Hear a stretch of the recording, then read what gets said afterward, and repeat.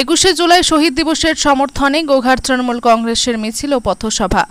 গোঘাট ১ নম্বর block Trinamool Congress 21শে জুলাইয়ের শহীদ দিবসের সমর্থনে এবং ১০০ দিনের কাজ শুরুর দাবিতে গোঘাট রেজিস্ট্রি অফিস এলাকায় দলীয় কার্যালয় থেকে গোঘাট থানাগড়া পর্যন্ত মিছিলে হাঁটেন। জানা যায়, মিছিল শেষে থানাগড়া এলাকায় এক পথসভাতে মিলিত হয় তৃণমূল কংগ্রেসের নেতা কর্মী ও সমর্থকরা। উপস্থিত ছিলেন ১ নম্বর ব্লক তৃণমূল কংগ্রেস সভাপতি সনজিৎ পাখিরা ও পঞ্চায়েত সমিতির সভাপতি বিজয় রায় সহ অন্যান্য তৃণমূল কংগ্রেস নেতৃত্ব ও কর্মী সমর্থকরা। আজকের এই পথসভা থেকে কেন্দ্রের বিজেপি সরকার ও বিরোধীদের তীব্র আক্রমণ করেন, পাশাপাশি তীব্র সমালোচনায় মুখর হয় তৃণমূল নেতৃত্ব। হুগলির গোঘাট থেকে সন্তোষ সাঁতরার রিপোর্ট, সময়ের সংবাদ।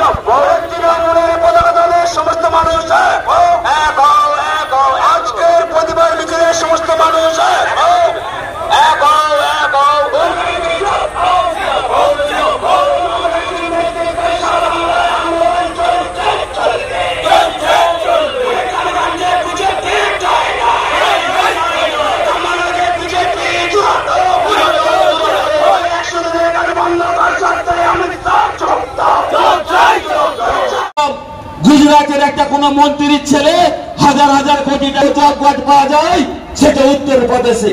তাদের কি হয়েছে?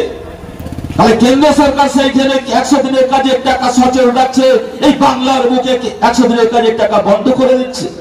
কি উদ্দেশ্য? অর্থনৈতিক ভাবে বাংলাকে পিছিয়ে দেওয়ার যে চক্রান্ত এই বাংলার মানুষ বুঝে ফেলেছে।